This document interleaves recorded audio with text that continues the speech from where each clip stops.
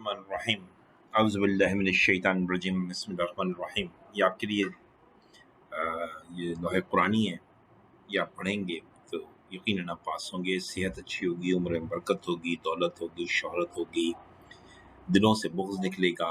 आपके अंदर ये जज्बात पैदा होंगे कि मैं लोगों की खिदमत करूँ, ना कि आप ये बुरा सोचें लोगों के लिए। लोगों को माफ़ करने की आदत डालें, ऐसी आदत डालें। हज़रत अली कहते हैं जैसे आप अल्लाह मियाँ से माफ़ी मांगते हैं और ये उम्मीद करते हैं कि अल्लाह मियाँ मुझे माफ़ कर देगा और खुश हो जाते हैं, इस तरह आप भी लोगों को माफ़ कर दिया करें, चाहे वो लोग आपसे माफ़ी मांगें या ना मांगें, आप माफ़ कर दें। बिस्मिल्लाहिर्रहमानिर्रहीम। इन्ना अतैनाकल कौसर फसल्लि लिरब्बिका वन्हर, इन्ना शानिअका हुवल अबतर। ठीक है ना? आपका दुश्मन जो है उसके लिए दुआ किया कीजिए कि वो आपका दोस्त हो जाए। काफिर के लिए दुआ कीजिए कि वो मुसलमान हो जाए। हमें अल्लाह मियाँ से ये दुआ मांगनी चाहिए, हर दुश्मन के लिए दुआ करें और उसके साथ एहसान करें दुश्मन के ऊपर। इतने एहसान करें कि अल्लाह मियाँ खुश हो। यही तो इम्तिहान है, समझे? आप पढ़ते हैं, शुरू करते हैं सब्जेक्ट इस सूरे के साथ। बिस्मिल्लाहिर्रहमानिर्रहीम। इन्ना अतैनाकल कौसर फसल्लि लिरब्बिका वन्हर, इन्ना शानिअका हुवल अबतर। हज़रत अली का कौल है, जब तुम बगैर वजह के खुशी महसूस करो तो तुम यकीन कर लो कि कोई ना कोई कहीं ना कहीं तुम्हारे लिए दुआ कर रहा है। ऐसा हो नहीं सकता आपको खुशियां मिल रही हो, यकीनन कोई आपके लिए दुआ कर रहा है। तो उसके लिए दुआ किया करें। जो ऐसे भी लोग हैं जो आपके लिए दुआ कर रहे होते हैं, आपके स्टूडेंट्स हैं, आपके दोस्त हैं, जिनको आप जानते भी नहीं हैं, ऐसे लोग भी आपके लिए दुआ करते हैं, उनके लिए भी आप दुआ किया करें। ठीक है? सबके लिए दुआ किया करें। हज़रत अली जनाब मोहम्मद मुस्तफ़ा सल्लल्लाहु अलैहि वसल्लम के शागिर्द थे और रसूल खुदा जो है हज़रत अली के मेंटोर हैं, प्रॉफिट हैं, मास्टर हैं और टीचर हैं। हज़रत अली ने हर चीज़ रसूल पाक से सीखी सल्लल्लाहु अलैहि वसल्लम। मुस्सल्ली अला मुहम्मद व आलि मुहम्मद। देखिए, मीटिंग्स पढ़ते हैं आज। मीटिंग्स क्या है? बहुत इंपॉर्टेंट टॉपिक है मीटिंग्स। मीटिंग जो होती है वो मेंबर्स की जो मीटिंग होती है वो 3 किस्म की होती है, जिसको मालिकों की मीटिंग कहते हैं। इसमें डायरेक्टर की शमूलियत तो होती है, डायरेक्टर बैठते ज़रूर हैं, लेकिन डायरेक्टर इस मीटिंग के बादशाह नहीं होते। वो इस मीटिंग में सर झुकाए बैठे होते हैं और गालियाँ सुन रहे होते हैं। ये मीटिंग कहलाती है स्टैट्यूटरी मीटिंग। ये सिर्फ पब्लिक कंपनी में होती है, पब्लिक लिस्टेड कंपनी में भी होती है, पब्लिक अनलिस्टेड कंपनी में भी होती है। प्राइवेट कंपनी में नहीं होती, एसएमसी कंपनी में नहीं होती। ये तो एक ही दफ़ा होती है जब कंपनी बनती है, उसके बाद फिर कभी ये मीटिंग नहीं होती। क्लियर हो गई? स्टैट्यूटरी मीटिंग के बारे में तो पता लग गया। अब एनुअल जनरल मीटिंग ये है, मीटिंग हर कंपनी करती है, SMC, private company, public company, हर कंपनी मीटिंग, हर हर हर हर हर कंपनी मीटिंग करती है, लेकिन लेकिन साल में एक दफ़ा, सिर्फ एक दफ़ा, क्योंकि एनुअल है। और ईओजीएम जो है वो हर कंपनी मीटिंग करती है, चाहे एसएमसी हो, प्राइवेट हो, पब्लिक हो, और एक से ज़्यादा हो सकती है साल में। नीड बेसिस पे जब ज़रूरत पड़ती है मीटिंग हो कर लेते हैं। और याद रहे तीनों मीटिंग जो हैं, SAE statutory, annual general meeting और ईओजीएम, ये मालिकों की मीटिंग है, डायरेक्टर की मीटिंग नहीं है, नहीं है, नहीं है, नहीं है। डायरेक्टर इसमें शामिल होते हैं, बैठते हैं, लेकिन डायरेक्टर की मीटिंग नहीं है, ये मेंबरों की मीटिंग है, मालिकों की, सोमी की मीटिंग है ये। और दूसरी मीटिंग होती है बोर्ड की, इसमें मालिक नहीं बैठते, सिर्फ डायरेक्टर बैठते हैं, CFO बैठता है और कंपनी सेक्रेटरी बैठता है और CEO बैठता है। ये कहलाती है बोर्ड मीटिंग। डायरेक्टर्स के अलावा कौन बैठते हैं? CEO, CFO और कंपनी सेक्रेटरी। ठीक है? क्लियर होगी बात? ये बोर्ड मीटिंग अलग है, मेंबर मीटिंग अलग है। ठीक। अच्छा, एक चीज पूछ रहे, मेंबर मीटिंग में चेयरमैन कौन होता है? तो चेयरमैन जो होता है वो वही होता है जो बोर्ड की मीटिंग का चेयर कर रहा होता है, वही मेंबर की मीटिंग को चेयर करता है। चेयरमैन दोनों में सेम होता है, लेकिन मेंबर मीटिंग में मालिकों की ज़्यादा बदमाशी होती है। तो मालिकों की मीटिंग है, बोर्ड मीटिंग में बोर्ड की बदमाशी होती है, लेकिन उसमें मेंबर नहीं आते। और CEO मीटिंग में बैठता है, बिल्कुल बैठता है, CFO बैठता है, कंपनी सेक्रेटरी बैठता है। और मेंबर की मीटिंग में कौन कौन बैठता है? डायरेक्टर बैठ जाते हैं सर झुका के, CEO सर झुका के, कंपनी सेक्रेटरी सर झुका के, और ऑडिटर भी बैठ जाता है इस मीटिंग में, और मेंबर अक्सर अकड़ के बैठते हैं। अच्छा, कोरम ऑफ द मीटिंग क्या है? अगर लिस्टेड कंपनी है, पब्लिक लिस्टेड कंपनी है, 10 मेंबर होने चाहिए, जिन्हें 10 आदमी हो और उनके पास जो शेयर्स हो वो 25% हो कंपनी के। 10 आदमी तो आ गए लेकिन शेयर उनके पास 25% नहीं है, तो ये मीटिंग नहीं होगी, नहीं होगी, नहीं होगी। अगर एक आदमी है इसके पास, 3 आदमियों के पास 25% शेयर्स हैं, वो आ गए, लेकिन बंदे 3 हैं, तो फिर भी नहीं होगी। कि 10 बंदे चाहिए या 10 से ज़्यादा, और उनके पास वोटिंग राइट्स होने चाहिए 25%, यानी 25% कैपिटल होना चाहिए। ठीक है? तो 10 बंदे, जिन्हें 10 बंदे होने चाहिए, और 10 बंदों के पास जो शेयर्स हो 25% हो, वरना 10 से ज़्यादा बढ़ाएं बंदों को। अब कम से कम मुझसे पूछे तो मैं कहूँगा कि 10 बंदे लाइए मीटिंग के लिए, और उनके पास शेयर भी 25% होने चाहिए, वरना मीटिंग नहीं होगी, इलीगल हो जाएगी या वॉइड मीटिंग कहलाएगी। ठीक है? और अनलिस्टेड कंपनी बहुत आसान है, और प्राइवेट कंपनी में 2 मेंबर आ जाएं और उनके पास शेयर्स 25% होने चाहिए। 25% की शेयर की रिस्ट्रिक्शन बहुत ज़रूरी है। एक आदमी आ गया इसके पास 40% शेयर है, नहीं होगी मीटिंग। क्लियर है? याद रहेगा। और प्राइवेट में भी यही है, लिस्टेड में भी यही है, पब्लिक अनलिस्टेड में और प्राइवेट में। सिंगल मेंबर कंपनी में एक मेंबर होगा और उसके साथ कंपनी सेक्रेटरी और सीएफओ मीटिंग करेंगे। ठीक है ना? मेंबर एक ही होता है इसमें, और ऑडिटर भी होगा। ठीक है ना? तो मीटिंग में तो आपको पता है कि जो होते हैं कि अच्छा, एक मीटिंग में अंदर एक रिलैक्सेशन दी है कि मीटिंग में मालिक नहीं आ सक रहा है, किसी वजह से बीमार है, कोरोना की है वजह, अब ये मुल्क से बाहर है, तो वो अपनी जगह किसी को नामजद कर सकता है, लेकिन एक आदमी को नामजद करेगा। 2 को नामजद करेगा तो फिर दोनों इनवैलिड हो जाएंगे। अगर मैंने नामजद कर दिया कि मैंने कहा मैं मीटिंग में नहीं आ रहा हूँ, मैं मेंबर हूँ कंपनी का, फर्स्ट करें मैं पीएसओ का मेंबर हूँ, एक पीएसओ कंपनी है उसका मैं मेंबर हूँ, अब मीटिंग है मैं नहीं आ रहा, मैं बाहर हूँ, किसी काम से गया हुआ हूँ, ऑडिट के किसी काम से, पढ़ाने के। मैंने कहा मेरी वाइफ आएगी, मैंने अपनी वाइफ का नाम लिख दिया, अपनी अम्मी का लिख दिया और अपने दोनों बेटों का लिख दिया, तो मैं 4 नाम दे दिए। अब ये चारों इनवैलिड हो गए। एक नाम देना चाहिए था मुझे, जिसे कहते हैं प्रॉक्सी। प्रॉक्सी वो आदमी होता है जो आपकी जगह मीटिंग अटेंड करता है। ये नीचे लिखा है, पढ़ लीजिए। कोरम क्या होता है? कोरम का मतलब होता है कि कितने मेंबर होंगे तो मीटिंग होगी, अगर इससे कम हुए तो मीटिंग नहीं होगी। कोरम का होता है मिनिमम रिक्वायरमेंट। समझ में आ गया? Shares of following companies, private company के शेयर्स होते हैं, लेकिन वो स्टॉक एक्सचेंज पे उनकी सेल और फरोख्त नहीं होती। अनलिस्टेड कंपनी के भी शेयर्स होते हैं, लेकिन स्टॉक एक्सचेंज में उसकी उनकी ट्रेडिंग नहीं होती।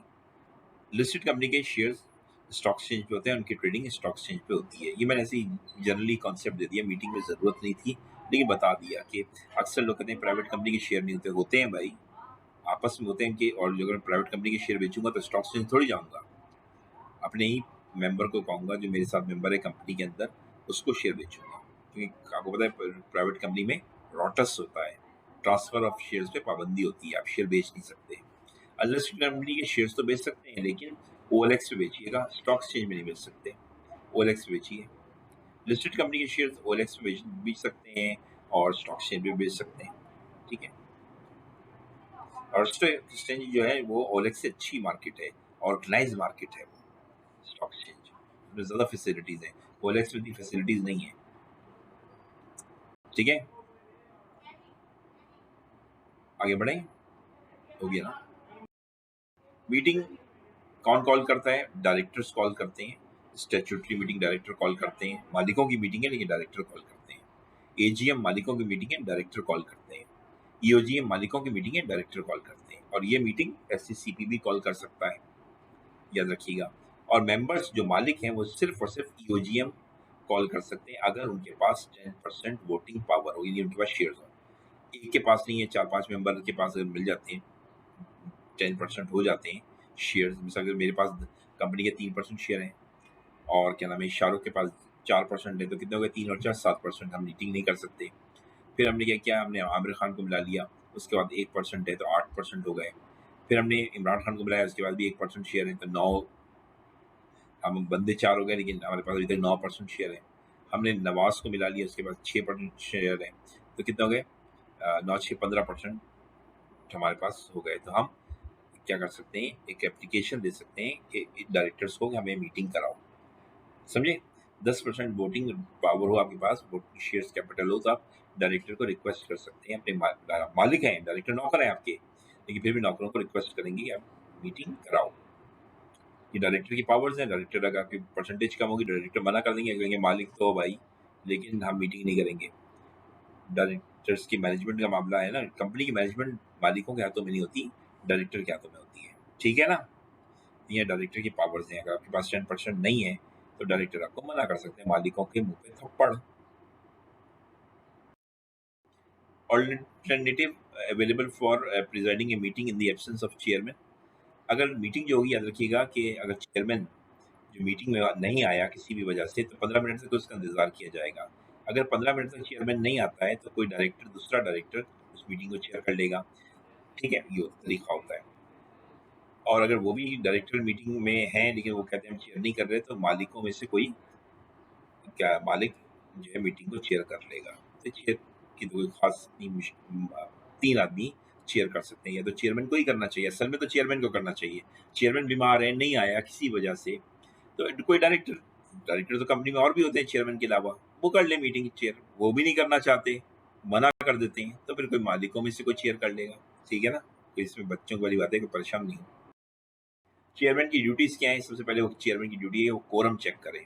ये कोरम जो मैंने अभी बताया था आपको, लिस्टेड कंपनी में 10 मेंबर और 25%, और बाकी कंपनियों में 2 मेंबर और 25%, ये कोरम मेंबर से चेक करना है, चेयरमैन की ड्यूटी है। और आर्टिकल्स में अगर कोरम चेंज कर दिया है, आर्टिकल में हम कोरम को बढ़ा सकते हैं। अगर कि मैंने दिख रहा है कंपनी का आर्टिकल है, उसमें लिखा हुआ है कि कम से कम मेंबर जो होंगे वो 20 होंगे और उनके पास 50% वोटिंग राइट्स होने चाहिए, तो फिर वो कोरम की बात मानी जाएगी। अगर आर्टिकल्स में कोरम बढ़ा दिया है, कम नहीं कर सकते, लॉ से कम नहीं कर सकते, जो लॉ ने दिया है उससे कम नहीं कर सकते, आर्टिकल में चाहे तो उसे बढ़ा सकते हैं। तो ये जिम्मेदारी चेयरमैन की होती है, वो कोरम को चेक करे। देखिए, पहले तो लॉ देखिए क्या कह रहा है, और फिर देखिए कि हमारा आर्टिकल क्या कह रहा है। ठीक है, अगर 30 मिनट तक कोरम पूरा नहीं होता है तो मीटिंग एडजॉर्न हो जाएगी, मीटिंग खत्म हो जाएगी, सब खाना खाएं और घर जाएं, कोई मीटिंग नहीं होगी। ठीक है, मीटिंग को कंट्रोल करके चेयरमैन ने रखना है, वरना मीटिंग में आपको पता है बदतमीजी शुरू हो जाती है, लोग आपस में छेड़खानी शुरू कर देते हैं, लड़का लड़की से मोहब्बत करना शुरू कर देता है, एक दूसरे पे हुटिंग करने लगते हैं, बड़ी बदतमीजियां हो जाती हैं, गालियां आ जाती हैं। तो इसलिए चेयरमैन का एक रोब होना चाहिए कि वो मीटिंग को कैसे कंट्रोल करे। बड़ा मुश्किल काम होता है मीटिंग को कंट्रोल करना। ठीक है ना? डेकोरम, डेकोरम का मतलब होता है कि वो मीटिंग का जो है एक तकद्दुस है वो बड़ा रखना चाहिए उसको। और वो अपना वोट भी एक्सरसाइज कर सकता है चेयरमैन, जब तय हो जाए मामला। याद रखिए, चेयरमैन अपना वोट नहीं देता किसी मामले में। मिसाल के तौर पर हमने कहा दुबई में ब्रांच खोलनी है, हमारे पास 20 मेंबर हैं, 10 कहते हैं दुबई में, 10 कहते हैं शारजा में। अब क्या होगा? तो अब चेयरमैन का जो वोट होगा, चेयरमैन ने कहा अगर शारजा तो फिर शारजा हो जाएगा, क्योंकि 11 वोट हो जाएंगे। चेयरमैन जब वोट डालता है जब मामला टाई हो जाए, टाई, ठीक है, तो अपने वोट को एक्सरसाइज करता है। समझ गया? 10 कह रहे हैं दुबई में और 10 कह रहे हैं शारजा में। अब क्या करें? अब जो चेयरमैन कहेगा वो बात मानी जाएगी, क्योंकि टाई के मामले में चेयरमैन का वोट काम का वोट होता है। Yes no? अब क्या है कि स्पेशल बिजनेस एजेंडा, ये क्या होता है? इसका मतलब स्पेशल बिजनेस एजेंडा, ये कोई नई चीज है। इसका मतलब मीटिंग के अंदर जो टॉपिक को कहते हैं स्पेशल बिजनेस एजेंडा, यानी स्पेशल टॉपिक्स जो मीटिंग में होते हैं। क्या हो सकते हैं? सीईओ को निकालना है, ऑडिटर को निकालना है, डायरेक्टर को निकालना है, कंपनी को प्राइवेट पब्लिक में कन्वर्ट करना है, प्राइवेट कंपनी को, या प्राइवेट कंपनी है उसको पब्लिक में कन्वर्ट करना है, शेयर को डिस्काउंट पे इश्यू करना है, आर्टिकल में चेंजेस करनी है, बायबैक शेयर्स करने हैं, अमेंडमेंट करनी है मेमोरेंडम में। तो इसका कोड है कैट CIABA। याद कर लीजिए, स्पेशल बिजनेस एजेंडा है, जो ये हर मीटिंग में नहीं होता है, ये स्पेशल होता है, मतलब कभी होता है कभी नहीं होता। ठीक है ना? ये मीटिंग के अंदर ऐसी एजेंडा हो सकते हैं, स्पेशल माने हो सकते हैं। ठीक है, एक जनरल भी होता है, ऑर्डिनरी जिसको जनरल कहते हैं, ये तो आपको हर AGM के अंदर मिलेगा। AGM जो मीटिंग होती है उसमें ये होता है।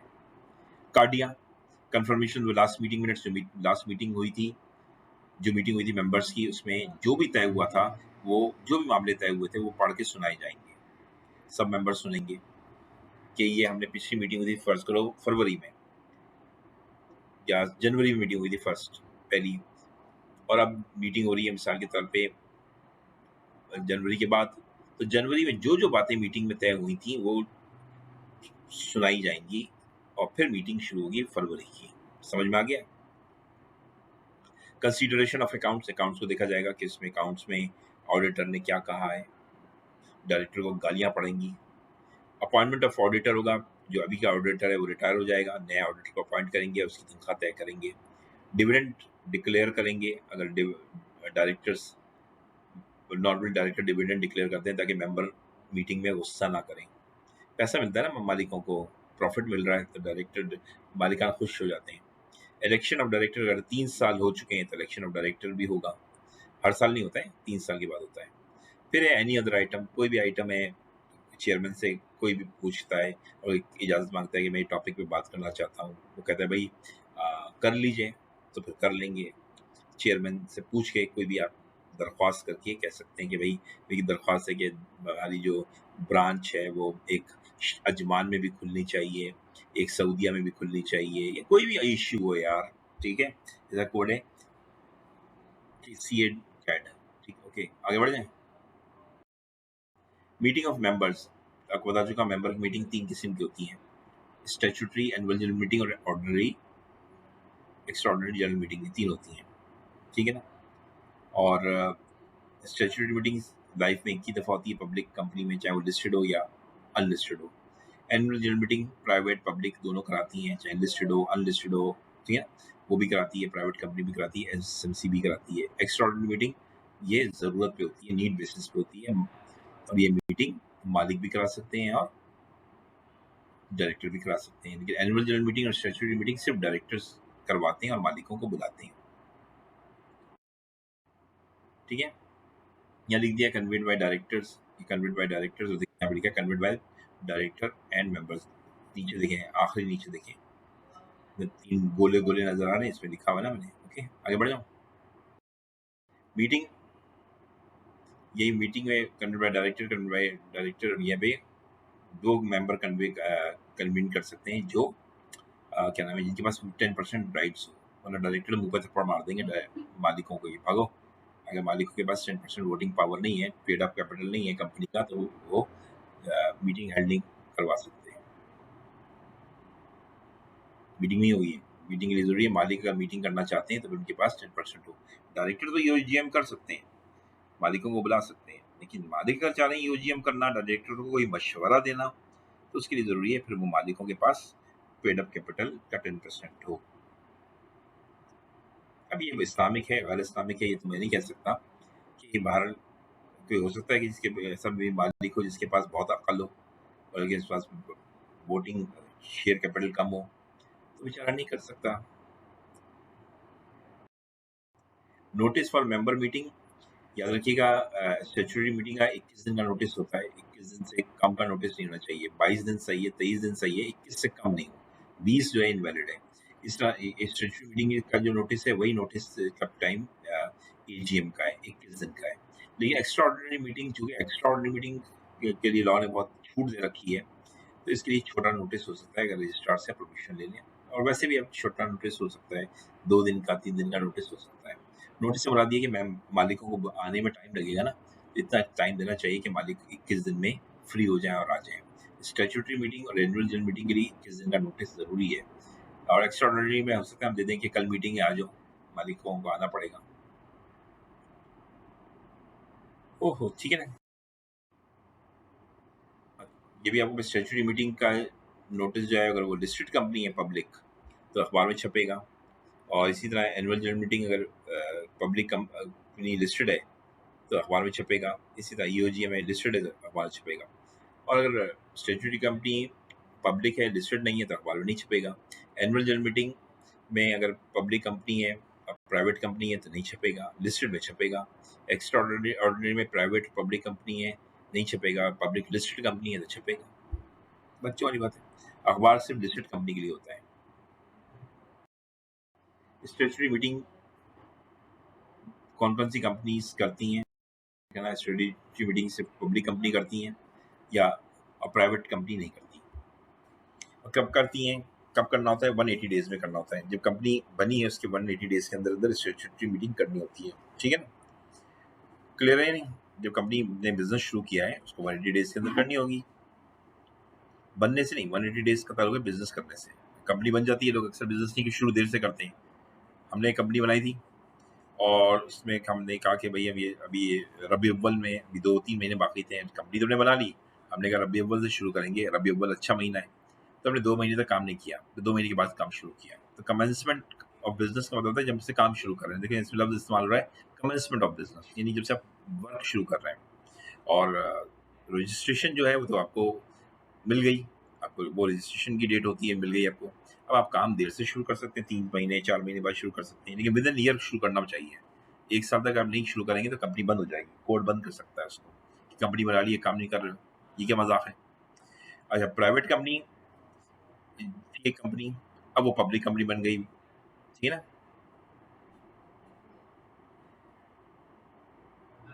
तो अब क्या होगा?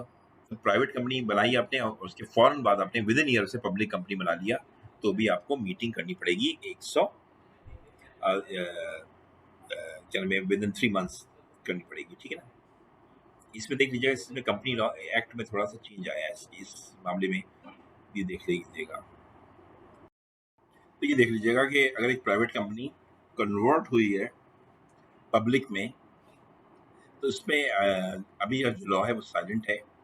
पहले वाला जो लॉ था कंपनीज़ ऑर्डिनेंस वो कहता था कि एक प्राइवेट कंपनी एक रजिस्टर्ड गाड़ी अपने विद इन ईयर का नहीं, इसे पब्लिक कर दो। आरओसी के पास गए, भाई आरओसी हमने गलती से प्राइवेट कंपनी बना ली थी, ये हमारा इरादा प्राइवेट कंपनी का था, लेकिन अब हमारा इरादा बदल गया है, आप इसको पब्लिक कर दो। तो आरओसी उसको पब्लिक कंपनी कर दिया करता था। और इसके लिए होता था जिससे वो पब्लिक कंपनी बनती थी, तो विद इन 3 मंथ्स कन्वर्जन के वो मीटिंग हो जाया करती थी, 3 से 6 महीने। फर्ज़ करें वो अगर मार्च में बनी है प्राइवेट से पब्लिक, तो मार्च से लेके जून के दरमियान 3 महीने होते हैं ना, 3 महीने के अंदर-अंदर मीटिंग करनी होती थी, ठीक है? अब देखते हैं डेट ऑफ इनकॉर्पोरेशन की एक कंपनी है 1/1/2010, ठीक है? ये नए लॉ के हिसाब से बता रहा हूँ। और इसने कारोबार शुरू किया अपना 2-2 फरवरी से शुरू किया, 1 महीने के बाद लेट किया, ठीक है? उसकी वजह होती है, जब आप कंपनी बनाते हैं ना, उसके बाद कंपनी बनाते हैं आपको आरओसी सर्टिफिकेट दे देता है पब्लिक कंपनी का। हम ये स्टैट्यूटरी कंपनी की बात कर रहे हैं, तो ये प्राइवेट कंपनी की तो बात ही नहीं हो रही यहाँ पे, पब्लिक कंपनी की बात ही कर रहे हैं। तो फिर ये होता है कि आप शेयर इश्यू करते हैं पब्लिक को, डायरेक्टर भी शेयर्स खरीदते हैं, ठीक है ना? तो फिर वो पैसा आ जाना चाहिए, ठीक है ना? तो इस टाइम में थोड़ा टाइम लग जाता है। इसलिए रजिस्ट्रेशन के बाद आप शेयर इश्यू करेंगे, तो फिर आपको आरओसी के पास जाना होता है। आप कहते हैं हमने कंपनी रजिस्टर्ड करा ली थी, शेयर भी इश्यू कर दिए, अब आपने पैसे भी दे दिए, डायरेक्टर ने शेयर खरीदे, उन्होंने भी पैसे दे दिए, और ये सबूत है, सबूत दिखा देते हैं, बैंक के सर्टिफिकेट वगैरह, ऑडिट के सर्टिफिकेट दिखा देते हैं। तो आरओसी एक और नया सर्टिफिकेट आपको देता है, उसको कहते हैं कॉकअप, certificate of commencement of business. तो फिर आप अपना बिजनेस शुरू करते हैं, ठीक है ना? इसमें टाइम लग जाता है, 1 महीना 2 महीने लग जाती है। तो पहले केस में देखते हैं, 1 महीना लग गया, इन्होंने दूसरा सर्टिफिकेट लिया। अब क्या हुआ? अब गिनेंगे 180 डेज या 9 मंथ्स, 9 मंथ्स गिनेंगे रजिस्ट्रेशन से और 180 डेज गिनेंगे कमेंसमेंट के सर्टिफिकेट से। तो अगर इधर से गिने 180 डेज तो बनता है जुलाई, 2 फरवरी से 180 दिन कितने होते हैं? 2 जुलाई बनता है। और 9 महीने गिनेंगे 1 जनवरी से, तो बनेगा 1 नवंबर। अब इन दोनों में बताएं दिन कौन सा छोटा है, 2 जुलाई छोटा है या 1 सितंबर छोटा है? 2 जुलाई छोटा है, तो आपको 2 जुलाई से पहले पहले मीटिंग करनी पड़ेगी। दूसरे केस में क्या है, आपने को रजिस्ट्रेशन मिल गई, लेकिन ये काम सर्टिफिकेट, दूसरा सर्टिफिकेट आपको बहुत देर से मिला, शेयर इश्यू किए आपने, जानकर खुद देर शुरू किया बिजनेस, ठीक है ना? सर्टिफिकेट आपको देर से मिला, तो सर्टिफिकेट मिलने से ये ज़रूरी है कि आपको आवाम ने जो पैसे दिए, शेयर खरीदे हैं, और पैसे पूरे पूरे पूरे पूरे आ जाएं, और डायरेक्टर अगर शेयर खरीदे तो डायरेक्टर ने पूरे पूरे पैसे दे दिए, ठीक है ना? या मौजूदा मालिक ने शेयर खरीदे तो उन्होंने पूरे पैसे दे दिए, वो सर्टिफिकेट दिखाना पड़ता है, इसमें टाइम लग जाता है। तो इसमें सपोज करें जो सर्टिफिकेट मिला है अप्रैल में और रजिस्ट्रेशन हुई है जनवरी में, अप्रैल से 6 महीने गिनेंगे तो अक्टूबर आ जाएगा, और जनवरी से गिनेंगे तो, रजिस्ट्रेशन की डेट से गिनेंगे तो यहाँ सितंबर आएगा। तो दिन में छोटा कौन है? सितंबर छोटा है। तो आपको स्टैट्यूटरी मीटिंग सितंबर से पहले करनी है, ठीक है? ये लॉ है, पढ़ लें आराम से। तो आप ये देखना होता है कि रजिस्ट्रेशन की डेट से 9 महीने और कमेंसमेंट का सर्टिफिकेट जो है आपका उससे 6 महीने 180 डेज माने 6 महीने, 9 महीने और 6 महीने को कंपेयर करते हैं, ठीक है। और कहाँ से 9 महीने को कहाँ से कंपेयर करेंगे? रजिस्ट्रेशन की डेट से करेंगे। और 6 महीने को कंपेयर कहाँ से करेंगे? सर्टिफिकेट ऑफ कमेंसमेंट की डेट से, ठीक है ना। जो इसमें छोटा होगा वो डेट को हम देंगे। समझ में आ गया? Public company converts into A private company converts into a public company. अगर पब्लिक कंपनी पहले कंपनी प्राइवेट थी, अब वो पब्लिक कंपनी बन गई, तो क्या होगा? अगर आफ्टर 1 ईयर वो पब्लिक कंपनी बनी है तो स्टैट्यूटरी मीटिंग तो होगी नहीं। ये वो पब्लिक कंपनी होगी जिसमें आप कहेंगे स्टैट्यूटरी मीटिंग अभी हुई नहीं। क्यों नहीं हुई? क्योंकि ये पब्लिक कंपनी कन्वर्ट हुई है और इसमें ज़रूरत ही नहीं है। और अगर ये विद इन ईयर कन्वर्ट होती है तो वही 3 से 6 महीने। नया लॉ के हिसाब से मैं समझता हूँ जो ये पुराना लॉ है, यहाँ ये स्लाइड याद रखिए, पुराना लॉ है। मेरे हिसाब से जो नया लॉ है वो वो ये कहता है कि पब्लिक कंपनी बने या कन्वर्ट हो, उसमें वो कहता है कि विद इन 180 डेज क्या नाम है मीटिंग हो जानी चाहिए मेरे ख्याल में। और वो कहता है 180 डेज को गिनेंगे कमेंसमेंट से और रजिस्ट्रेशन से 9 महीने, ये कहता है लॉ, ठीक है ना। तो ये जो अब ये पुराना जो लॉ लिखा है जो आपको स्लाइड नज़र आ रही है ये नहीं है। अब लॉ ये है कि आपकी कंपनी मिसाल के तौर पे बनी कब? जनवरी में। आपने कन्वर्ट कर दिया इसको मिसाल के तौर पे मार्च में। अब मार्च में कन्वर्ट हो गई, पब्लिक कंपनी थी पहले पहले थी प्राइवेट कंपनी, हो गई पब्लिक कंपनी। अब अब ये मार्च से 180 डेज और और इसकी रजिस्ट्रेशन से 9 महीने वही लॉ रखा जाएगा, ठीक है ना। तो अब कन्वर्जन की कोई अहमियत नहीं रही। अच्छा, इसमें जो इस मीटिंग में स्टैट्यूटरी रिपोर्ट भी रखी जाती है। स्टैट्यूटरी रिपोर्ट में क्या होता है? तो इधर कंपनी पब्लिक है, उसने शेयर इशू किए हैं, करोड़ों रुपया आया है कंपनी के अंदर, लोगों ने शेयर खरीदे हैं, नए मालिक आ गए हैं। कंपनी थी शाहरुख आमिर सलमान ने कंपनी बनाई थी, उन्होंने शेयर इशू किए। अब शेयर खरीद लिए अमिताभ ने, कटरीना ने, काजुल ने, जाया ने, हेमा ने, धर्मेंद्र ने, मोदी ने, बिल गेट्स ने, नवाज ने, इमरान ने, इन्होंने शेयर खरीद दिया। अभी नए मालिक इतने सारे आ गए, 16-17 मालिक और आ गए। पैसे तो आया ना कंपनी के अंदर, बहुत ज़्यादा पैसा आया। तो आपको अकाउंट्स बनाने पड़ेंगे, ऑडिटर से ऑडिट कराना पड़ेगा और एक मीटिंग में रिपोर्ट रखनी पड़ेगी। आया समझ में? और बाकी चीज़ में अंडर राइटिंग वगैरह की बातें वो आपको अभी बताऊंगा अंडर राइटिंग क्या होती है। जब हम शेयर इशू करते हैं ना तो हम बैंक से कह देते हैं, 1 या 2 बैंक से कहते हैं कि हम शेयर इशू कर रहे हैं 50 करोड़ के, अवाम ये शेयर हमारे खरीद लेगी। और अगर अवाम ने नहीं खरीदा तो फिर आप लोग खरीदेंगे। तो डायरेक्टर्स देखते हैं आपकी कंपनी कैसी है, पैसा बैंकर देखता है, बैंकर देखता है आपकी कंपनी कैसी है। अगर कंपनी अच्छी है तो बैंक कहता है ठीक है, हम कुछ इन्वेस्टमेंट हम भी दे देंगे, 10% 20% हम भी लगा देंगे पैसा। तो फर्ज करो ये हम कहते हैं हम 10 करोड़ रुपए के शेयर इशू कर रहे हैं।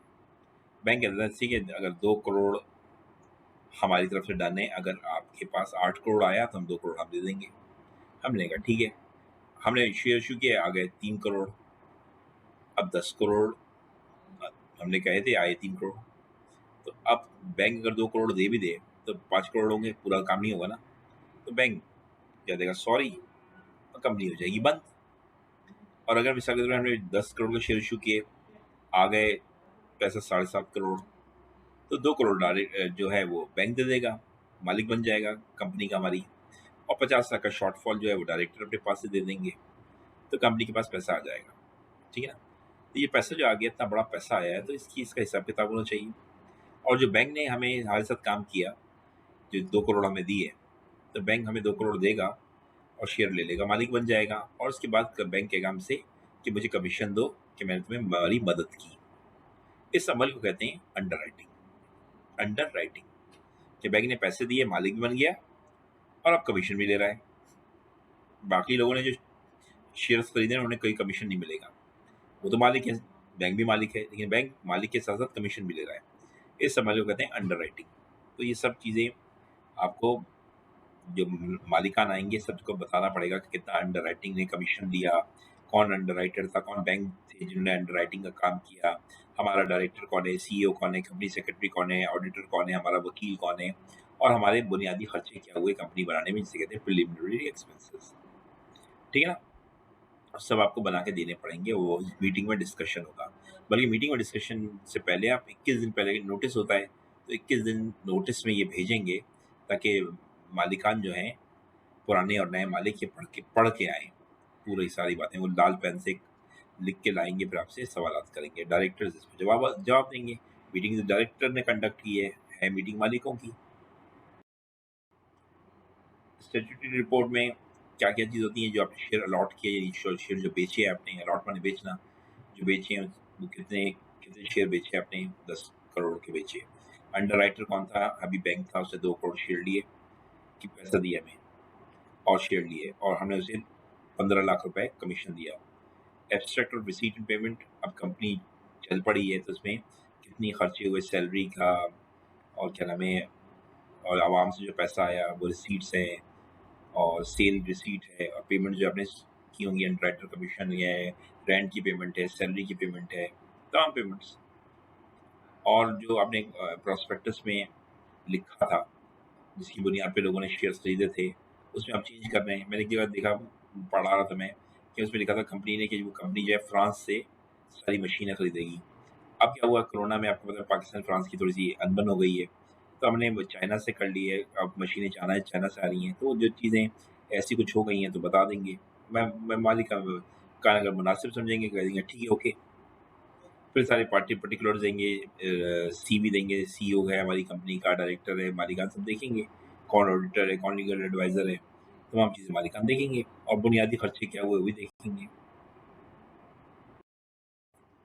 अलॉटमेंट ऑफ शेयर्स क्या होते हैं वो भी मालिकान पूछेंगे। कुछ शेयर्स होंगे जो आपने कैश लिया होगा आवाम से, कुछ पे आपने आवाम से कैश नहीं लिया होगा। मिसाल जैसे एक एक आदमी ने आपसे कहा मेरे पास लैंड क्रूजर है 50 लाख रुपए की, आप उसकी वैल्यूएशन कराएंगे पहले कि वाकई 50 की है या नहीं है। बैंक का कोई एक्सपर्ट उसको वैल्यूएट करेगा, अगर वो वाकई 50 लाख की है, बैंक वाला कहते नहीं 45 की है, तो फिर 45 लाख के शेयर्स आप उसको दे देंगे और गाड़ी ले लेंगे। तो ऐसे भी हो सकता है, ज़रूरी नहीं शेयर जो है वो कैश से खरीदे जाएं, बार्टर से भी खरीदे जा सकते हैं। यानी गुड्स के बदले गुड्स ले लें, शेयर्स ले लें, और शेयर के बदले कोई आप बैंक कंपनी को बिल्डिंग दे दें, गाड़ी दे दें, मशीन दे दें। ये सब आपको डिटेल दिखानी पड़ेगी। जो मालिक आए हैं वो सवालात करेंगे, उन्होंने पैसा लगाया है, डायरेक्टर्स वहाँ पे काम कर रहे हैं, ठीक है ना। और अगर डायरेक्टर ने शेयर खरीदे तो भी कम ही खरीदे होंगे ना, मालिकों ने तो ज़्यादा खरीदे होंगे, जो आवाम ने तो अरबों और खरबों रुपए के शेयर उन्होंने खरीदे हैं, तो गुस्सा भी दिखाएंगे।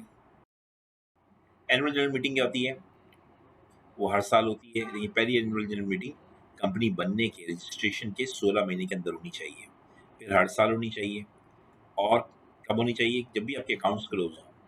अकाउंट्स क्लोज नॉर्मली पाकिस्तान में जून में होते हैं, तो जुलाई अगस्त सितंबर अक्टूबर तक हो जानी चाहिए। और 2 मीटिंग के अंदर गैप नहीं आना चाहिए किसी ईयर का, यानी एक मीटिंग हुई है 2017 में, दूसरी मीटिंग हुई है 2019 में, तो ये गलत है। हर साल होनी है, कोई गैप ना आना नहीं चाहिए, ईयर का गैप नहीं आना चाहिए, ठीक है ना। ये कौन मालिकों की मीटिंग कंडक्ट करते हैं, डायरेक्टर्स, ठीक है। मालिका इसमें हिसाब किताब लेते हैं, बड़े ज़बरदस्त मसले होते हैं। पहली एजीएम में सारे directors, auditors, CEO, chairman retire हो जाते हैं, फिर इनमें इलेक्शन होता है पहली एजीएम में। अकाउंट्स में डिस्कशन होती है बहुत ज़बरदस्त किस्म की, ऑडिटर बैठा होता है चुगलखोर, वो बता रहा होता है सब कुछ, ठीक है। तो ये बहुत बड़ा दिन होता है डायरेक्टर्स के लिए। पहली एजीएम के बाद फिर डायरेक्टर के इलेक्शन नहीं होते, इलेक्शन डायरेक्टर इलेक्ट हो जाते हैं, फिर 3 साल तक वो डायरेक्टर रहते हैं।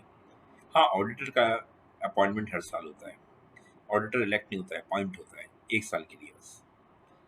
चेयरमैन भी 3 साल के लिए होता है, सीईओ भी 3 साल के लिए होता है, लेकिन जो डायरेक्ट ऑडिटर होता है वो उसके बेचारे का हर साल रिटायर हो जाता है, उसको पता नहीं होता कि अगली दफ़ा वो अपॉइंट होगा या नहीं होगा, ये मालिकों की मर्जी होती है। तो ये मैंने लिख दिया कौन कौन रिटायर हो जाता है, ठीक है। और जब इलेक्शन हो जाए, नया डायरेक्टर्स आ जाए फर्स्ट एजीएम के बाद, सीईओ आ जाए, तो फिर 14 दिन के अंदर आप उनको आरओसी को बता देंगे और उनका टेन्योर 3 साल का होगा। ऑडिटर का टेन्योर क्या होता है? 1 साल का होता है। लिखा हुआ है अगली एजीएम में उसका कंक्लूड हो जाएगा। आज अपॉइंट हुआ है, अगली एजीएम 1 साल के बाद होगी, बेचारा आउट हो जाएगा। हो सकता है दोबारा अपॉइंट हो जाए, हो सकता है कोई और ऑडिटर आ जाए। एक्सटेंशन जो है वो एजीएम में हो सकती है, यहाँ हो सकती है। कोरोना आ गया है, हालात ख़राब है, तो 30 दिन की एक्सटेंशन हो सकती है। लिस्टेड कंपनी है तो आपको इस्लामाबाद जाके एससीसीपी से परमिशन लेनी पड़ेगी। अगर लिस्टेड कंपनी नहीं है, यानी प्राइवेट कंपनी है या अनलिस्टेड पब्लिक कंपनी है, तो फिर आप क्या करेंगे? आप एक्सटेंशन लेंगे आरओसी से। कराची के अंदर है आरओसी, कोई मसला नहीं है। और नॉन ट्रेडिंग कॉर्पोरेशन है, उसमें भी यही होता है, ठीक है। और नॉन ट्रेडिंग कॉर्पोरेशन होती क्या है? एक ऐसी कंपनी होती है जो कि सूबाई लेवल पे उसको गवर्नमेंट कंट्रोल कर रही हो, ठीक है ना, और उसका बिजनेस भी सूबे के अंदर महदूद हो। तो ऐसी कंपनियां तो अब होती नहीं है, बहुत ही कम होती हैं, ठीक है ना। इसको छोड़ दें नॉन ट्रेडिंग को। Notice and Avenue of listed company, जो नोटिस है लिस्टेड कंपनी का, वो हमेशा 21 दिन का होता है। बल्कि एजीएम का नोटिस तो होता ही 21 दिन का है, चाहे वो प्राइवेट हो या पब्लिक हो या लिस्टेड हो या अनलिस्टेड हो, 21 दिन का होता है। लेकिन लिस्टेड है तो आपको पता है अखबार अखबार ज़रूरी है, तो अखबार में छपेगा उर्दू और इंग्लिश में, और जगह भी बताई जाएगी कहाँ है, कब है, किस जगह है, आसमान पे है, ज़मीन पे है, मरकरी में है या वीनस में है या जुपिटर में है, कहाँ पे मीटिंग है, जगह बतानी पड़ेगी ना। नॉर्मली हेड ऑफिस में होती है कंपनी के, जिसको रजिस्टर्ड ऑफिस कहते हैं, या किसी होटल में होती है, तो आप बता देंगे, ठीक है ना। और होल्डिंग ऑफ मीटिंग कौन है? ये मीटिंग जो है डायरेक्टर होल्ड करते हैं, ठीक है ना। अभी हम पढ़ रहे हैं ईओजीएम की बारे में, तो ये डायरेक्टर होल्ड करते हैं। एजीएम हो, ईओजीएम हो या स्टैट्यूटरी मीटिंग डायरेक्टर होल्ड करते हैं। और मेंबर जो है मीटिंग सिर्फ ईओजीएम होल्ड कर सकते हैं, बशर्ते कि उनके पास 10% कैपिटल हो, वरना डायरेक्टर भगा देंगे मेंबर्स को। मालिकों को भगा देंगे, हाँ भगा देंगे, बिल्कुल भगा देंगे। ये थोड़ी डायरेक्टर्स काम करने के लिए बैठे हैं, मालिक आ जाए मीटिंग करो मीटिंग करो। मीटिंग करें या डायरेक्टर काम करेंगे? डायरेक्टर काम करने के लिए बैठे हैं। अगर इजाज़त मिल जाए ना मालिकों को मीटिंग कराने की, तो हर रोज़ मीटिंग होगी, पैसा ज़ाया होगा खाने पे पीने पे, और रोज़ाना बदतमीजियाँ लड़ाई झगड़े होंगे। डायरेक्टर को काम करने दें यार। मीटिंग में क्या चीज़ें डिस्कस होती है नॉर्मली? अगर ईओजीएम देखें बिजनेस के, एजीएम में तो साल की परफॉर्मेंस डिस्कस होती है, पूरी परफॉर्मेंस डिस्कस होती है। ईओजीएम में कोई प्रपोजल डिस्कस हो रहा है, कोई डायरेक्टर्स के पास कुछ पावर्स नहीं है, वो पावर्स मेंबर के पास है, मालिकों से वो इजाज़त लेना चाहते हैं। जाहिर बात है, मैंने अगर आपको कोई कहा ये काम करो मेरा, आप मेरा काम कर रहे हैं, जहाँ आपको ज़रूरत पड़ेगी, मेरी रहनुमाई चाहिए होगी आपको मुझे मेरी, तो ये मीटिंग बोर्ड ऑफ डायरेक्टर्स जो हैं वो कॉल करते हैं और मालिकों को बुलाते हैं। और मालिक खुद भी मीटिंग कंडक्ट करवा सकते हैं अगर उनके पास 10% कैपिटल है कंपनी का, कि वो एडवाइस करना चाहते हैं कुछ, तो वेल एंड गुड, बहुत अच्छी बात है। नोटिस जो है वो ईओजीएम का छोटा हो सकता है, लेकिन एजीएम और स्टैट्यूटरी मीटिंग का 21 दिन का ही होता है। 21 दिन से बड़ा हो सकता है, छोटा नहीं हो सकता, ठीक है ना। कहते हैं when member call EOGM, member call क्यों करते हैं ईओजीएम? उन्हें कोई मशवरा देना हो, कोई बात करनी हो, कोई आइडिया देना हो। मालिक हैं कंपनी के, उनको आइडियाज़ उनके पास बहुत होते हैं, वो डायरेक्टर्स को आइडिया देना चाहते हैं, या डायरेक्टर को कम मालिकों से कोई रहनुमाई चाहिए तो डायरेक्टर कॉल करते हैं ईओजीएम। मेंबर्स कॉल जब करते हैं जब मेंबर को कोई एडवाइस करनी हो डायरेक्टर को, क्या तुम ये कर लो, तुम ये कर लो। वो मालिक हैं, ये डायरेक्टर कंपनी के एजेंट हैं, तो एजेंट भी मीटिंग कर सकता है कॉल ईओजीएम, और मालिक भी कर सकते हैं कॉल। समझ में आ गया ना। मीटिंग ऑफ मेंबर्स मैंने जैसे बता दिया, बोर्ड की मीटिंग भी होती है, मेंबर की मीटिंग होती है। बोर्ड की मीटिंग जो है वो उसके लिए लिस्टेड कंपनी में तो ये है कि और अनलिस्टेड कंपनी में कि हर 3 महीने में एक दफ़ा होनी चाहिए। अगर पब्लिक कंपनी है, लिस्टेड हो या अनलिस्टेड हो, वहीं 3 महीने में एक मीटिंग होनी चाहिए। और प्राइवेट कंपनी है तो आपने जो आर्टिकल में लिखा है वो मेरे ख्याल में एक ही दफ़ा होता है, पूरे साल में एक ही दफ़ा होती है बोर्ड की मीटिंग। लेकिन जो आर्टिकल में लिखा है उसे माना जाएगा। लेकिन पब्लिक और कंपनी में, और चाहे वो लिस्टेड हो या अनलिस्टेड हो, हर 3 महीने में एक मीटिंग करना ज़रूरी है, याद रखिएगा। कोरम क्या है आपको मालूम है? डायरेक्टर मीटिंग का, अब मेंबर मीटिंग की बात नहीं हो रही है, डायरेक्टर मीटिंग की बात हो रही है। वो 4 डायरेक्टर या 1/3 ऑफ द होल डायरेक्टर, ठीक है ना? मैंने ये आपको बताया भी था। और अनलिस्टेड में तो कोरम देखने हैं, जो आर्टिकल में लिखा है वही कोरम होगा। बोर्ड की मीटिंग का, बोर्ड की डायरेक्टर मीटिंग का मिनिमम 4 डायरेक्टर होने चाहिए लिस्टेड कंपनी में मौजूद, या टोटल डायरेक्टर का 1/3 होने चाहिए। अगर डायरेक्टर एक कंपनी में 40 पर नहीं 36 है डायरेक्टर, मिसाल के तौर पर 1/3 कितना हुआ? 12। तो फिर 12 डायरेक्टर बैठे होने चाहिए मीटिंग में, तो मीटिंग होगी 1/3 या 4। अगर कंपनी के डायरेक्टर मिसाल के तौर पर 9, तो 1/3 बनता है 3। 9 को डिवाइड करें 3 से, तो क्या बना? 3 आंसर आएगा। इस सूरत में 4 डायरेक्टर होने चाहिए। और अगर डायरेक्टर बहुत ज़्यादा है तो 1/3 होने चाहिए मीटिंग में। शेयर्स ऑफ द कंपनी, ये वही वाली बात है कि प्राइवेट कंपनी के शेयर स्टॉक एक्सचेंज में नहीं होते, या अनलिस्टेड की कंपनी के शेयर स्टॉक एक्सचेंज में होते हैं। लिस्टेड कंपनी के शेयर स्टॉक एक्सचेंज में बेचे जाते हैं, ये मैंने आपको पहले भी बताया था अभी। अच्छा, डायरेक्टर पोजीशन वैकेंट, अगर डायरेक्टर की पोजीशन, कोई डायरेक्टर जो है वो 2 महीना 29 दिन के लिए 3 मीटिंग्स में नहीं मौजूद है मिसाल के तौर पे, या 2 महीना 29 दिन में 10 मीटिंग मौजूद नहीं है, 2 महीना 29 दिन में 50 मीटिंग मौजूद नहीं है, इतनी मीटिंग तो होती भी नहीं है तो डायरेक्टर की पोजीशन वैकेंट नहीं होगी। इसलिए वैकेंट नहीं होगी, डायरेक्टर की पोजीशन जब वैकेंट होगी अगर 3 महीने में, यानी 90 डेज में वो 3 मीटिंग मौजूद ना हो, नहीं 90 डेज गुजर चुके हों और इस 90 डेज में 3 मीटिंग भी हो चुकी हों, तो फिर डायरेक्टर को क्या दिया जाएगा? अब आपकी छुट्टी। कि डायरेक्टर को काम करने के लिए रखा है, इसलिए थोड़ी रखा है कि वो मीटिंगें करे। लेकिन अगर डायरेक्टर अपनी जगह ऑल्टरनेट डायरेक्टर बना के चला जाए या सब्सटीट्यूट डायरेक्टर बना के चला जाए किसी और को, मैं जाता हूँ, मैं कहता हूँ मिसाल के तौर पर मेरे 10 डायरेक्टर आमिर, सलमान और शाहरुख, तीनों डायरेक्टर है, मैं भी डायरेक्टर हूँ। मैंने आमिर, सलमान, शाहरुख से कहा कि मेरी वाइफ जो है वो डायरेक्टर बन जाएगी, तो उन्होंने कहा ठीक है। तो अब मेरी जगह वो, मेरी वाइफ जब मैं बाहर हूँ तो मेरी बीवी डायरेक्टर के काम करती रहेगी, जब मैं आ जाऊँगा उसके वो हट जाएगी, मैं दोबारा डायरेक्टर बन जाऊँगा। लेकिन अगर मैंने ऐसा नहीं किया और बगैर बताए चला गया, 3 महीने में 3 मीटिंग हो गई, तो फिर डायरेक्टर की छुट्टी हो जाएगी, ठीक है ना? ये भी पढ़ लीजिएगा, वही चीज़ है। सवाल कीजिएगा उससे, बैठा हूँ आपके लिए, खिदमत के लिए हम बैठे हैं स्टूडेंट की। मेंबर्स मीटिंग, नोटिस मीटिंग और रेजोल्यूशन, ये सारी बातें हम टॉपिक डिस्कस कर चुके हैं काफ़ी बातों का, और दोबारा देख।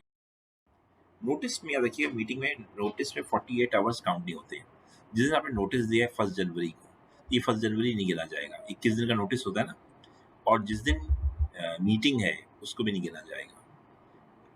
अब इसके दरमियान 21 दिन का नोटिस होना चाहिए, एजीएम का और स्टैट्यूटरी मीटिंग का, याद रखिएगा, ठीक है? तो लोग अक्सर क्या करते हैं, जिस दिन भेजा है नोटिस उसको भी गिन लेते हैं, वो काउंट नहीं होगा, जिस दिन मीटिंग है वो भी काउंट नहीं होगा।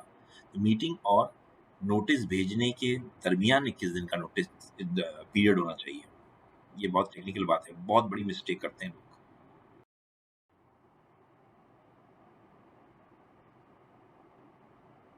अच्छा, मीटिंग में ये ज़रूरी है कि आप उस पे मेंबर का जो घर पे नोटिस भेज रहे हैं कोरियर से, एड्रेस वगैरह सही लिखिएगा, ठीक है ना?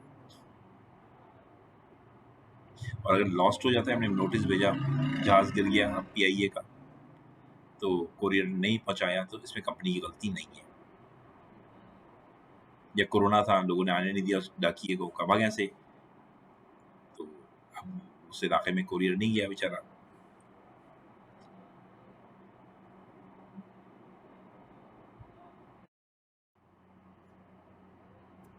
ये देख लें नोटिस किस भेजने के तरीक़ेकार क्या-क्या हैं। देखिए,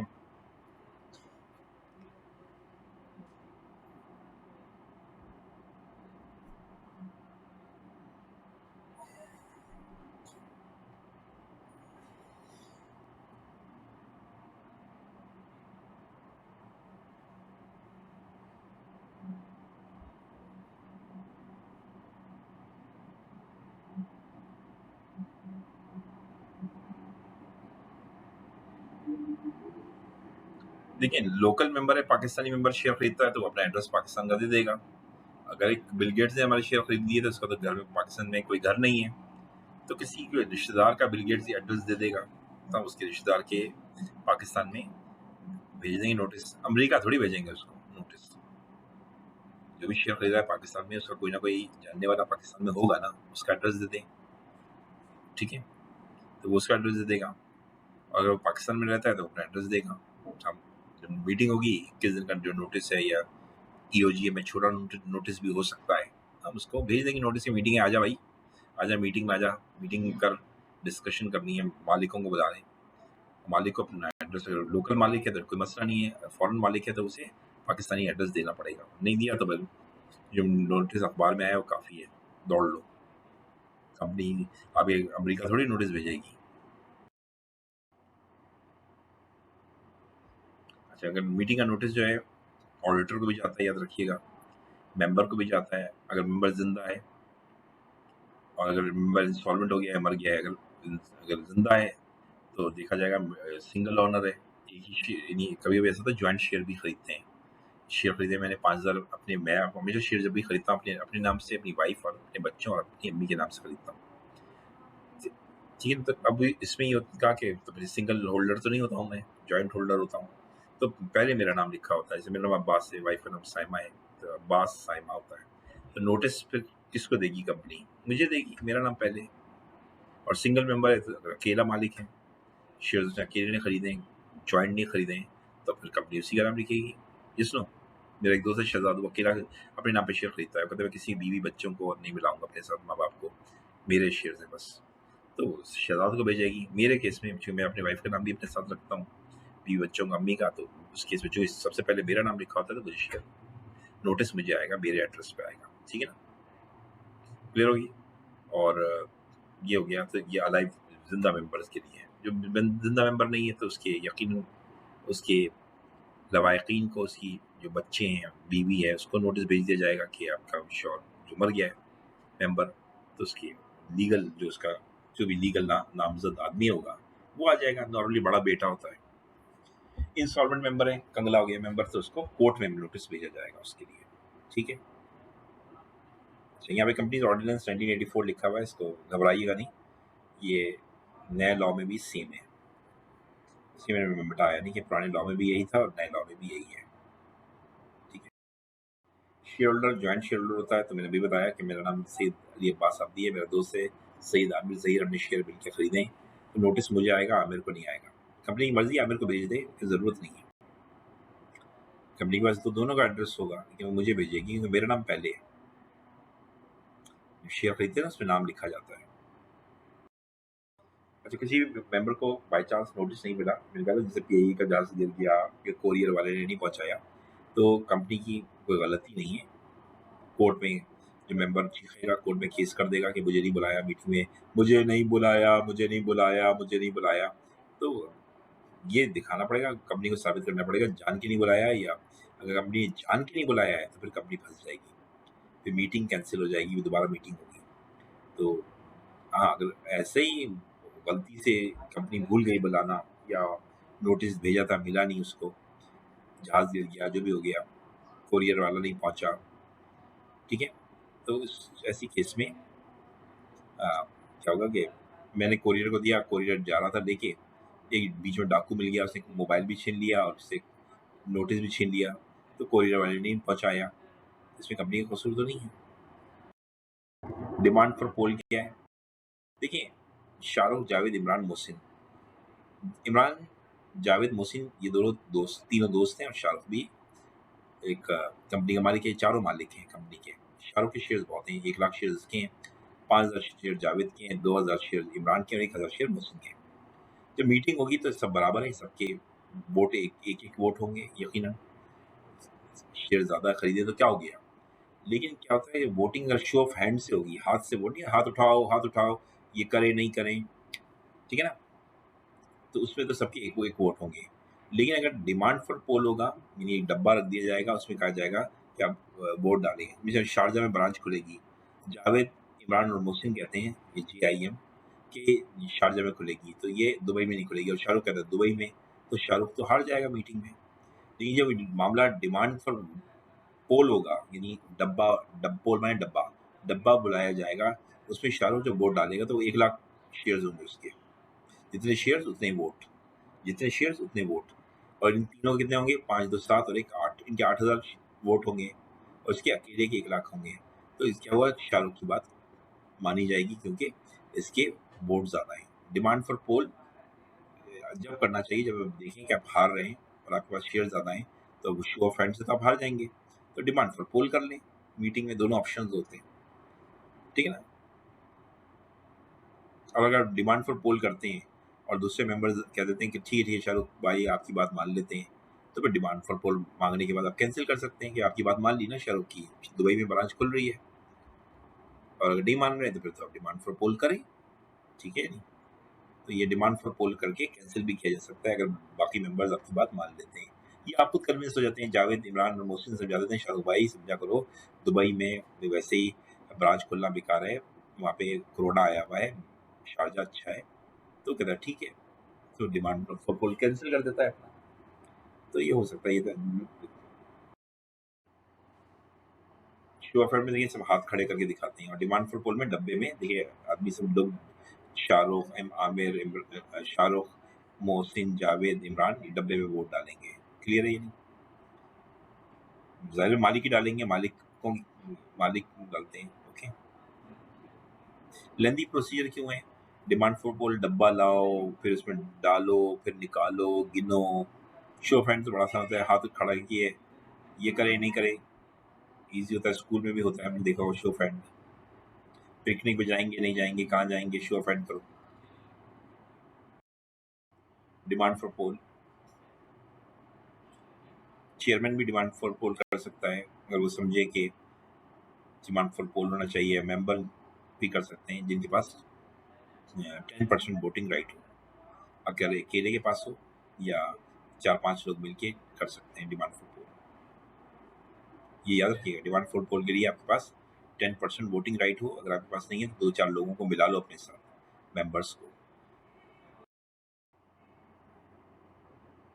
डिमांड फॉर पोल में याद रखिएगा, अगर demand for poll election of chairman के लिए किया गया है या मीटिंग और जॉइन करना है, बाहर बम गिर गया है, गोलियां चल रही हैं, तो इस सूरत में आपको फौरन डिमांड फॉर पोल करना पड़ेगा। बाकी केस में तो आप कह सकते हैं कि डिमांड फॉर पोल मांगा है, आप कह सकते हैं हमें टाइम दे दें, 14 दिन का टाइम दे सकते हैं और उसके बाद कहेंगे 14 दिन के बाद मीटिंग होगी और डिमांड फॉर पोल लाया जाएगा, डब्बा लाया जाएगा, फिर ये तमाम लंबा चौड़ा काम होगा, तो इसलिए 14 दिन का टाइम दिया जा सकता है।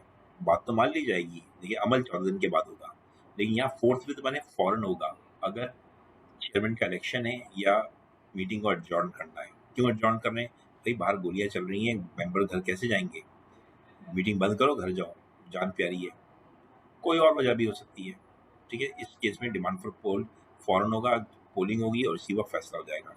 चेयरमैन बदलना है, फौरन डिमांड फॉर पोल होगा, क्योंकि चेयरमैन मीटिंग चलाता है, वही पसंद नहीं है आपको, या आपको मीटिंग अभी रुकवानी है, आप चाह रहे हैं कि मीटिंग कुछ दिनों के बाद हो, अभी रोक दी जाए, मामला कोर्ट में चल रहा है, कोई ऐसी बात है, कोई मामला हो सकता है, आप मीटिंग रुकवाना चाह रहे हैं, तो इस सूरत में आपको फौरन पोलिंग करनी पड़ेगी, ठीक है।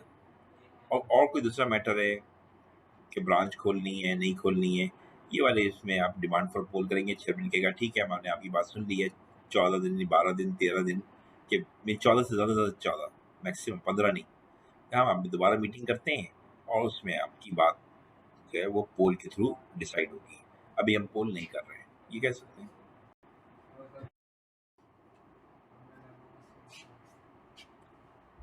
10% आपके पास मेंबर के पास राइट होना चाहिए और मेंबर जरूरी नहीं फिजिकल मौजूद हो मीटिंग में, वीडियो लिंक में मौजूद हो तो भी हो सकता है, कोई मसला नहीं है। रिजल्ट डिमांड फॉर पोल के जो होंगे वो अनाउंस हो जाएंगे और जो मेजॉरिटी जो डिमांड पोल में निकलेगी वही बात मानी जाएगी। रेजोल्यूशन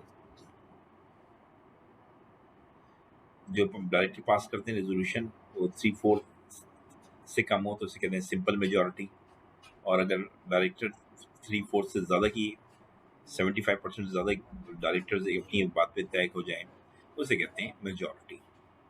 डायरेक्टर की मीटिंग की बात हो रही है, डायरेक्टर की मीटिंग की बात हो रही है, अब यहाँ डायरेक्टर की मीटिंग बात कर रहा हूँ। अब मेंबर की मीटिंग पे आ जाएं, अगर वो 3/4 75% मेंबर एक बात पे एग्री हो जाए तो उसे कहते हैं स्पेशल रेजोल्यूशन, और 60%, 40% अगर गए, 75 से कम है तो उसे कहते हैं ऑर्डिनरी रेजोल्यूशन। स्पेशल रेजोल्यूशन के लिए जो भी जिस टॉपिक पे पास होती है उसके लिए ज़रूरी है कि मीटिंग से पहले 21 दिन का नोटिस हो। स्पेशल बातें रेजोल्यूशन स्पेशल बातों पे होती है। स्पेशल बातों के लिए इम्पॉर्टेंट है कि मेंबर्स को 21 दिन का टाइम देंगे, वो सोचें फिर वो रेजोल्यूशन पास करें। मेंबर पास भी कर सकते हैं, चाहे तो मना भी कर सकते हैं, और फिर आपको वो आरओसी को भेजनी होती है कि हमने स्पेशल, जब भी आप स्पेशल रेजोल्यूशन पास करेंगे, कोई भी काम आप मेंबर्स ने 75% से किया है वो आप आरओसी को बताएंगे। यकीनन कोई छोटा काम नहीं होगा, टेक्निकल काम होगा बहुत बड़ा। तो स्पेशल रेजोल्यूशन बड़े कामों पे ऑडिटर को निकाला है, सीईओ को निकाला है, इस ऐसी जगहों पे पास की जाती है, तो फिर आरओसी को बताना ज़रूरी है। रेजोल्यूशन पास होती है, मीटिंग में पास होती है। अब चूंकि कंप्यूटर का दौर आ गया है, थ्रू सर्कुलेशन भी हो सकती है। कैसे आप इसको एक कागज़ पे मीटिंग लिख लें, तय कर लें पॉइंट्स, और फिर तमाम मेंबर्स को भेज दें, तमाम मेंबर्स साइन करके भेज दें घर से अपने। कोरोना है ना, तो क्या करें, तो अब मीटिंग में लोग जमा नहीं होते, थ्रू सर्कुलेशन उनके घर पे भेज दें, फोटो कॉपी करके सब साइन करके भेज देंगे। कुछ मना कर देंगे, हमने 10 भेजी, 10 मेंबर है हमारे, 10 में से सपोज करो 7 ने साइन कर दिया ओके, 3 ने नहीं किया, तो मीटिंग मतलब रेजोल्यूशन पास हो जाएगी। अब तो ऑडियो कॉन्फ्रेंस पे भी काम हो जा रहा है, देखें आजकल। अब मैं आपको पढ़ा रहा हूँ, देखें वीडियो के कंप्यूटर पे आ गया है मामला सारा। एजेंडा मीटिंग का क्या है, एजेंडा क्यों बनाया जाता है मीटिंग में? सवाल है, मीटिंग में एजेंडा क्यों बनाते हैं? मीटिंग में आए, बैठ के बात कर लें क्या बात करनी है, पहले से क्यों तय करते हैं? इससे टाइम सेव होता है, हमें पहले से पता होना चाहिए हमें क्या करना है। तो एजेंडा इसलिए रखा जाता है मीटिंग का, यानी मीटिंग का टॉपिक पहले से तय किए जाते हैं, ठीक है ना। और जो टॉपिक तय होते हैं उसके उसके उससे उससे रिलेटेड डॉक्यूमेंट्स भी उसके साथ लगा दिए जाते हैं। जैसे आप दुबई में ब्रांच खोल रहे हैं, तो दुबई में सारी जगहें, रेंट, वहाँ पे कितने लोग चाहिए, क्या हम बेचेंगे, क्या करेंगे, सब चीज़ें लगाएंगे साथ, ताकि मीटिंग आसान हो जाए, ठीक है ना। ये तो आपको मालूम ही है।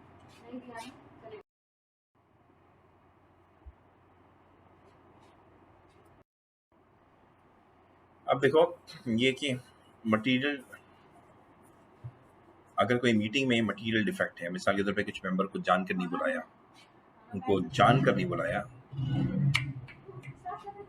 ठीक है ना, वो जानकर नहीं बुलाया उनको, और आपने रोक लिया, नोटिस नहीं दिया उनको, ऐसी सूरत में आप क्या करेंगे?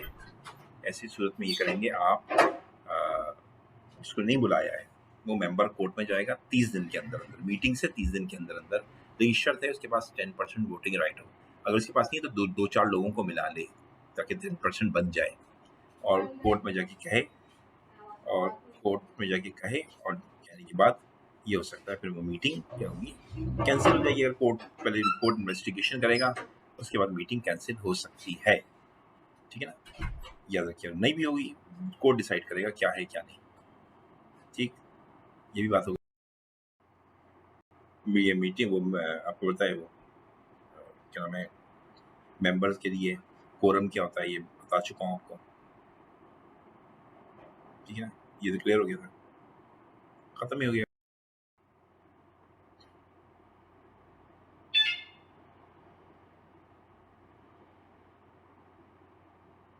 अच्छा, एक सवाल उठता है कि मीटिंग में कोरम पूरा नहीं था, अब क्या होगा?